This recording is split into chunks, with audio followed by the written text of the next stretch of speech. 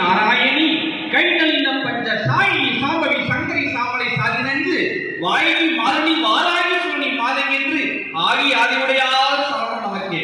எல்லாம் வல்ல பருவதத்திரை தாயே உன்னை வணங்கி ஓம் புண்ணியத்துல ஈஸ்வரன் சந்தோஷமா இருக்காரு, அவரை வணங்கி இந்த நல்லதொரு நிகழ்வை ஏற்படுத்தி கொடுத்த நிர்வாகிகளுக்கும் மதிப்புக்குரிய நடுவர் அவர்களுக்கும் ஆண்டோர்களுக்கும் என வணக்கத்தை தெரிவித்து இந்த சொல்லணும். ஐயா இன்னைக்கு என்ன நாள்? இன்னைக்கு என்ன நட்சத்திரம் ஐயா? ஆடி கீர்த்திகை. ஆமா, ஆடி கீர்த்திகை. கீர்த்திகை நட்சத்திரம் எதற்குரியது? எதற்குரிய நட்சத்திரம் ஐயா? வீரத்திற்குரிய நட்சத்திரம். வீரத்திருமான் முருகனை வளர்த்த காட்டிய பெண்களுக்காக அவர்கள் நினைவாக வைக்கப்பட்டது காட்டிய நட்சத்திரம். அந்த கீர்த்தி நட்சத்திரத்துல பர்வத்தின் அம்மா வந்து வீரத்தை பத்தி சொல்றா, அவங்களுக்கு வாய்ப்பு எனக்கு கொடுத்துருக்காங்க. அப்ப வீரம் பெருசா, அறம் பெருசா, அன்பு பெருசா? நீங்க வீரம் தான் பெருசுன்னு சொல்லணும்.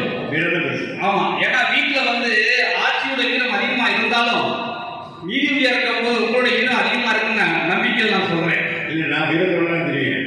நிச்சயமையா நான் வீரமான ஆளியா தெரியலையா? ஆமா, அஞ்சோட்டுனா நான் போனேன்னாக்க மேலே தான் உட்காந்துருப்பேன், கீழே வரமாட்டேன். ஜல்லிக்கட்டுலாம் நான் கீழே உட்கார மாட்டேன். வீரமான ஆள். ஆமாயா ஆமாயா. நம்ம எப்படிப்பட்ட பரம்பரையை சேர்ந்தவர்கள்? முரத்தால் புலியை அடித்து விரட்டிய தமிழத்தின் வழி வந்தவர்கள் அல்லவா நாம்? முரத்தால் புலியை ஒரு தமிழச்சி அடிச்சதுனால இப்ப புருஷன் எழுத்து வாங்குற முரத்தால் அப்பவே பயிற்சி கொடுத்துருக்காங்க இல்லையா? புலியே விரட்டிட்டா உங்க வீட்டுக்கார விரட்டுறதுக்கு எவ்வளவு நேரம் ஆகும் அப்படிங்கறதுக்காக ஒரு பயிற்சி அன்னைக்கே கொடுத்துருக்காங்க. அப்போங்கிறது வீரம் வந்து அதிகமா இருக்கிறது ஜெயிக்கும். அப்ப என்னாச்சு, பெண்களிடம் அதிகமா வீரம் இருக்கிறதா ஜெயிக்கிறாங்க. நம்ம பக்கம் ஒரு பழக்கம் உண்டு, மீனாட்சி ஆட்சியா சிதம்பரம் ஆட்சியான்னு கேட்பாங்க. ஆமா, என்ன காரணம் ஐயா? மீனாட்சி ஆட்சியா சிதம்பரம் ஆட்சியா? வீட்டுல புருஷனை வாங்கியிருக்கா இல்ல முன்னாடி வாங்கியிருக்கான்னு நம்ம செட்டிநாட்டில் பெரும்பகுதி புருஷனை வாங்கினதே கிடையாது. ஆமாங்க, ஏன்னா வந்து பெண்கள வீரம் அதிகமா இருக்கு. அதனால மீனாட்சி ஆட்சி தான் ஓடிக்கிட்டு இருக்கு. நம்ம ஏரியா ஃபுல்லாவே மீனாட்சி ஆட்சி. அதனாலதான் முதல் புதுசுமா சொன்னேன், பருவதி வர்த்தனி அம்பாள் நம்ம சொல்லி சொல்றோம். இப்ப ராமநாத சுவாமி கோயில்ல வந்து சாமி கூட வரும்போது முதல் ராமநாத சாமியை கும்பிடுவோமா, காசி விஸ்வநாதரை கும்பிடுவோமா? காசி விஸ்வநாதருக்கு தான் முதல் மரியாதை. ஏனென்றால் சீதா பிராட்டி தனது அன்பால் உருவாக்கின மண்ணால் செய்யப்பட்ட லிங்கம் வந்து ராமலிங்கம். ஆனா தன் வீரத்தால் ஆஞ்சநேயர் கொண்டு வந்தாரு பாருங்க, கைலாயத்துல இருந்து அந்த லிங்கத்தை அங்க வச்ச உடனே அவருக்கு வீரத்திற்கு முதன்மை கொடுக்கிறார் ராமபகவான். கொடுத்து இந்த லிங்கத்தை தான் நீ முதல்ல கும்பிடுன்னு சொல்றாரு பாருங்க. அப்ப இங்க அன்பு பெருசு இல்ல, அறம் பெருசு இல்ல, வீரம் மட்டுமே பெருசா தெரியுது. அவரு அறத்தை மூர்த்தி தானே, யாரு? ராமபுரான். ஆமாங்க. அதே மாதிரி வீரம் இல்லாத விவேகம், கோடைத்தனம் அப்படின்னு சொல்லிட்டு நம்ம ராமநாதபுரம் மாவட்டத்தை சேர்ந்த முத்துராமலிங்க ஐயா வீரத்துடன் முழக்கம் இருக்காரு. ஏதாவது வீரம் எப்படின்னா சாப்பாடு சாப்பிட்ற மாதிரி, அன்பு வந்து குழம்பு சாம்பார் ஊத்துற மாதிரி, அறம் அப்படிங்கிறது வத்த குழம்பு ஊத்துற மாதிரி. ஆனா எல்லாத்துல இருக்கும் சாதம் இருக்கும். அதிகமான வீரம் இருந்தால் மட்டுமே குடும்பத்தை மிகவும் சிறப்பாக கொண்டு போக முடியும். இதெல்லாம் தெரிஞ்சுக்கிட்டு ஆண்டவர்கள் வேற வழியே இல்லாம கொடுத்த தலைப்புக்காக பேசியிருக்காங்க. கொடுத்த தலைப்புதான் பேசணும். ஆமா, வேற வழி இல்லையா? நம்ம எப்படிப்பட்ட தீமையில இருந்து தகவல் இருக்காங்க. வீரமங்கை வேலுநாச்சியார் நாங்க சிவகங்கை சீமையிலிருந்து பேச வந்திருக்கோம். அப்ப எப்படி சொல்லுவோம்? வீரமங்கை வேலுநாச்சியார். வீரத்துறவி சுவாமி விவேகானந்தர் உலகத்துல போறாரு, உலகமெங்கும் போறாரு. போயிட்டு சமய சொற்பொழிவு ஆற்ற போறாரு. முதல் பேசுறாரு வீரமா. அன்பு சகோதர சகோதரிகளே முதல் வார்த்தையை அடிச்சார். ஃபர்ஸ்ட் பாயிண்ட் விழுந்துருச்சு. அப்படி உலகம்லாம் வந்து இந்து மதம் சிறந்தது பேசிட்டு திருப்பி ராமநாதபுரத்தில் உள்ள புத்துக்கள் அப்படிங்கிறது வரும்போது விஜயபாஸ்கர சேதுபதி ராஜா அவதாசிறாரு, தன் தலையை கீழே சாட்டி வணக்கம் சொல்றாரு. அப்ப அந்த வீரம் எவ்வளவு பெரிய வீரம் ஐயா! வீரத்துக்கு மட்டுமே இங்க அதிகமாக முக்கியத்துவம் கொடுக்கப்படுகிறது தவிர அன்பு அறங்கிறது யதார்த்தமாக கூடிய விஷயம். விவேகானந்தர் சொன்னார் பார்த்தீங்களா, உங்களை சப்போர்ட் பண்ணி தான் பேசினாரு. விவேகானந்தர் என்ன கேட்டாரு? 100 இளைஞர்களை தாருங்கள், என் பின்னால் 100 இளைஞர்களை தாருங்கள், இந்த சமுதாயத்தை மாற்றி காட்டுகிறேன். அவர் எங்கேயாவது 100 கிழவனை தாங்கன்னு கேட்டாரா? கிடையாது. இளைஞர்கள் அதாவது 100 கிழவனை தாங்கன்னு இருந்தாருன்னா அவங்களுக்குலாம் காய்கறி கொடுத்து உட்கார படத்துல இருப்பாரு. 100 இளைஞர் தான் என் சமுதாய புரட்சிக்காக இருக்கிறாரு. அப்படிப்பட்ட வீரத்துறவி விவேகானந்தர் வந்த பாட்டு இந்த பாட்டு. ஆமாயா, அதோட வரும்போது நம்ம பார்த்துருப்போம் அக்கா மடம் தங்கச்சி மடம் சொல்லி. அது வீரத்திற்கு மிகவும் உகந்ததையா. முத்து விஜய ரகுநாத சேதுபதி அப்படிங்கிற மன்னர் ராமநாதபுரத்தை ஆட்சி செய்தாரு. அவருக்கு 2 மகள்கள், சிவகாமி நாச்சியார், ராஜலட்சுமி நாச்சியார் அப்படின்னு சொல்லிட்டு 2 பொண்ணு. 2 பொண்ணு. அவருக்கு அக்கா மகன் தண்டவாணி தேவர் அப்படின்னு சொல்லிட்டு அக்கா மகன் மேல அதிகமான பிரியம். அவர் கேட்கிறாரு, அக்கா மகனுக்கு வந்து தங்கை ராஜலட்சுமி நாச்சியார் திருமணம் செய்து வச்சிடலாமா அப்படின்னு கேட்கிறாரு. அதுக்கு தங்கை என்ன சொல்றா அப்படின்னா, எனக்கு கல்யாணம் பண்ணி வைக்கிற கேட்கலாம், சிவகாமி அக்கா வந்து ஐட்டா நான் வந்து ரொம்ப லவ் பண்றா, அவருக்கு திருமணம் பண்ணி வைங்க அப்படின்னு அவ சொல்றா.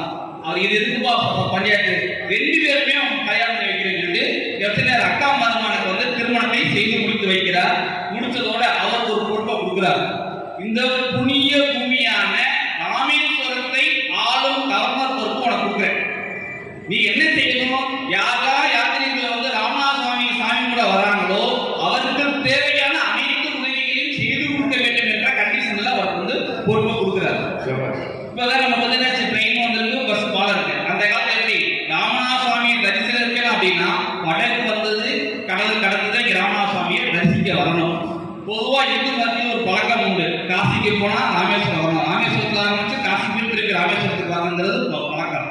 அப்ப முத்துவடுத்தனார் தண்டவாணியர் வந்து ஒரு யோசனை சொல்றாரு, நம்ம ராமநாத சுவாமி கோயிலை வந்து மேலும் வளப்படுத்தணும், அதுக்கு என்ன செய்யலாம்னு யோசிச்சுட்டு இருக்கும் போது நிறைய அதிகாரிகள் இருப்பாங்க. அது ஒரு அதிகாரி சொல்றாரு, ஐயா அந்த படகுக்கு கொஞ்சம் காசு கூட ஏதாவது வசூல் பண்ணீங்கன்னா அதை கிடைக்கக்கூடிய காசை வச்சு கோவிலை டெவலப் பண்ணிடலாம், நல்ல சாப்பாடு கொடுக்கலாங்கிற நல்ல எண்ணத்தில் அவர் சொல்லுகிறார். உடனே உத்தரவு போடுறாங்க, படகுல வந்தீங்கன்னா காலனா, இறங்குறதுக்காக திரும்பி போற காலனா கொடுக்கணும் அப்படின்னு சொல்லி இது நடந்துகிட்டு இருக்கு. இதுக்கு சம்பந்தமாக அனைத்து மந்திரிகளுக்கும் தெரியும். ஒரு ஏழை பிராமணர் காசியிலிருந்து இங்க வரார். காசியிலிருந்து வரும்போது நான் ராமநாத சுவாமி தரிசனம் பண்ணணும், படகுல ஏற்றிட்டு போங்கன்னு காலனா இருந்தா நீ படகுல ஏறு, இல்லைன்னா நீ ஏறக்கூடாது அப்படின்னு சொல்லிட்டு இந்த படகு ஓட்டி சத்தமா சொல்றாரு. உடனே பிராமணருக்கு கோபம் வந்துருச்சு. சரி, நான் கையில காசு இல்லாம அங்கிங்க சத்திரத்துல சாப்பாடுல சாப்பிட்டு எப்படியாவது ராமநாத சுவாமி தரிசனம் பண்ணுங்கிற நோக்கத்துல வந்திருக்கேன், நீ போக விட மாட்டேங்கிற, இதை யார் ஆட்சி செய்யறாங்கன்னு சேதுபதி அவர் ஆட்சி செய்யறாங்கன்னு போறார். ராமநாதபுரம் வந்ததுக்கு வேடு நடந்து போறார். போயிட்டு உங்க ஆட்சியில நான் சாமி தரிசனம் பண்ணிருக்க காசு கொடுத்துதான் போகணுமான்னு கேட்டோன்னே ராஜாவுக்கு பயங்கரமா போந்துச்சு. மந்திரியை கூப்பிடாரு, இவர் சொல்லுவது உண்மையா அப்படின்னு கேட்ட உடனே மந்திரி, ஐயா இது நடக்கலாம் உண்மைதான், ஏன் சொல்லல, இல்ல நீங்க அக்கா மகே உங்களுடைய மருமையை உங்களுக்கு அவங்களுக்கு 1000 வருஷத்துக்கு உங்களுக்கு தெரிந்தான் செய்தார் என்று நாங்கள் நம்பியிருக்கோம் போட்டார். உடனே தண்டவாணி தேவை உடனே அழைத்து கொண்டு வா அப்படின்னு போறாரு. அரசு பண்ணி கூட்டிட்டு போறாங்க. கூட்டிட்டு போய் நிப்பாட்டி மண்டபத்தில் கேட்கும் போது 2 கேள்வி கேட்கிறார். அந்த சொல்வது போல் படகைக்கு நீ காசு வசூல் பண்ணுகிறாயா? ஆமா அப்படின்னு சொல்லி பயங்கர கோபப்பட்டார். அவர் சொல்லக்கூடிய 2 வார்த்தை, நீ தேசிய துரோகம் செய்திருந்தால் உன்னை நாடு கடத்தியிருப்பேன், நீ செய்ததோ சிவ துரோகம், ஆகையால் உனக்கு உயிர் வாழ்வதற்கு எவ்விதமான தகுதி இல்லை, இவருக்கு மரண தண்டனை கொடுத்தல் என்று மரண உடனே சொல்லிட்டாங்க. இந்த செய்தி கேள்விப்பட்டு அக்கா சிவகாமி நாச்சியாரும் தங்கச்சி ராஜலட்சுமி நாச்சியாரும் வேகமா அதுக்கு முன்னாடி கணவரை பார்க்கணும் சொல்லி பல்லக்கில் வேகமா வராங்க.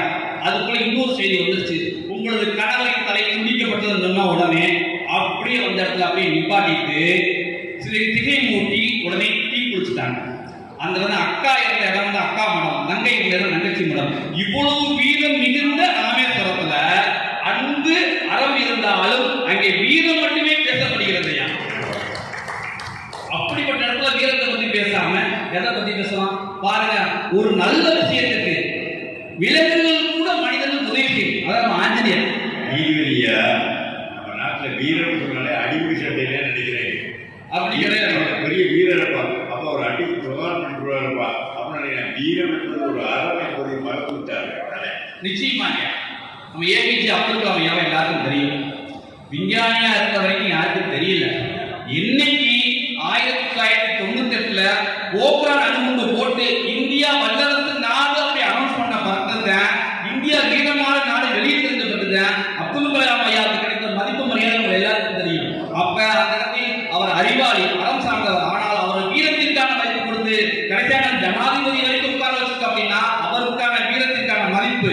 அப்ப இங்க என்ன பேசப்படுகிறது? வீரம் மட்டுமே அதிகமா பேசப்படுறீங்க பாருங்க. எல்லா கிராமத்திலையும் ஸ்கூல் இருக்கோ இல்லையோ, கோவில் இருக்கோ இல்லையோ, மஞ்சு வெட்டு தொழுவு, மஞ்சு வெட்டு தொழுவு எதுக்காக இருக்கியா? ஜல்லிக்கட்டு தான். எதுக்காகனா அந்த இளைஞனின் வீரத்தினை உலகம் பரிசாட்ட வேண்டும். எங்க ஊர்ல இந்த இளைஞர்கள் வீரமான இளைஞர்கள் இருக்கிறார்கள், இவர்களை பார்த்து நீ கொண்டு கூட அப்படிங்கிறதுக்காக வீட்டுக்கு வீட்டுக்கு காவல்மாட வச்சு மஞ்சள் திருத்தம் நடத்தணும். என்னன்னு பார்ப்பாங்க, என்ன கொடுத்துருக்காங்க, அதுக்கு வந்து வீரத்திற்கு தான் முக்கியத்துவம் கொடுத்திருக்காங்களே தவிர வச்சதுக்கு முக்கியத்துவம் கொடுக்கவில்லை. அப்படிப்பட்ட தமிழ் மண்ணையா நம்ம மண்ணுல வீரத்தை பத்தி பேசாம அன்பு அறம் எங்க வேணாலும் பேசலாம். ஆனா வீரம் இருந்தா மட்டும் ஜெயிக்க முடியும். ஒண்ணும் இல்ல, சகோதரி நிறைய நகர்பட்டு வந்திருக்காங்க. யார் நம்பி வந்திருக்காங்க? இங்க இருக்கும் காவல்காரர்களை நம்பி வந்திருக்கிறார்கள். ராமேஸ்வரத்திற்கு போனால் நமக்கு பாதுகாப்பு கிடைக்கும். அன்பா பேச நடக்குமா? அறமா பேச நடக்குமா? சத்தம் போட வந்து பயந்து வீரத்திற்கு பயந்து அனைத்து ஒழுங்கா கடமைகள் நடவடிக்கை. இன்னைக்கு இருக்க சூழ்நிலையில வாத்தியார்கள் வந்து அந்த காலம் செய்வாங்க. இந்த வாத்தியாரா வரணும் மாணவர்கள் வேட்டி கொண்ட காலம் உண்டு.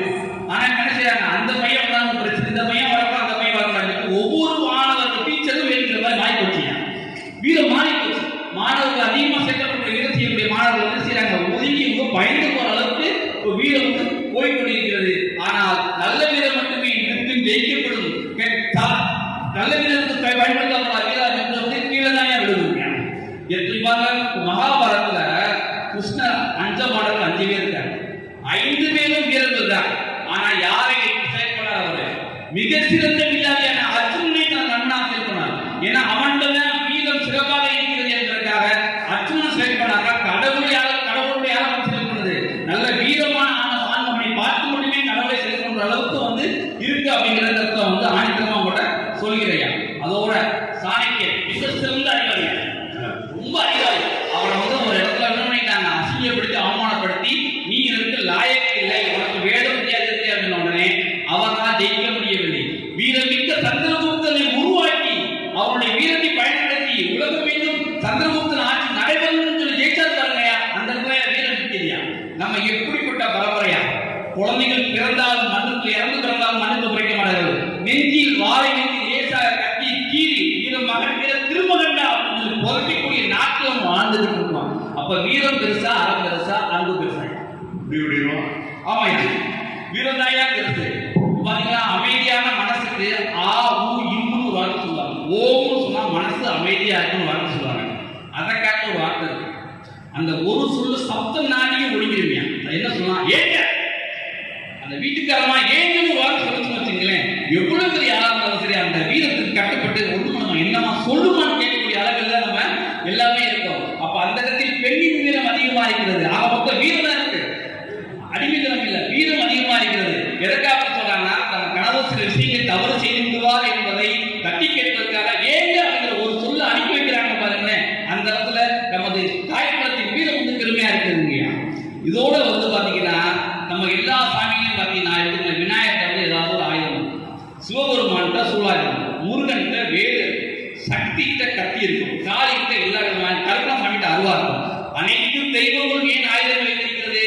அங்கு அன்பு வேண்டும், அற வேண்டும். அதை காட்டிலும் அதை கடைபிடிப்பதற்கும் நடத்துவதற்கும் உனக்கு வீரம் வேண்டும் என்பதற்காக அத்தனை தெய்வங்களும் ஆயுதங்களோடு காட்டிருக்கிறதையா. இதெல்லாம் பார்த்துட்டு பேசிட்டு வந்திருக்காங்க. உங்க தீர்ப்பை நல்லபடியாக சொல்லுமாறு அன்புடன் கேட்டுக்கிறேன் அப்படின்னு சொல்லிட்டு நிறைவா வந்து ஒரே ஒரு செய்தியை மட்டும் நான் வந்து உங்கள்கிட்ட சொல்லிட்டு இதோட வந்து நான் முடிச்சுக்கிறேன். கோவலன் கண்ணையும் தெரியும்.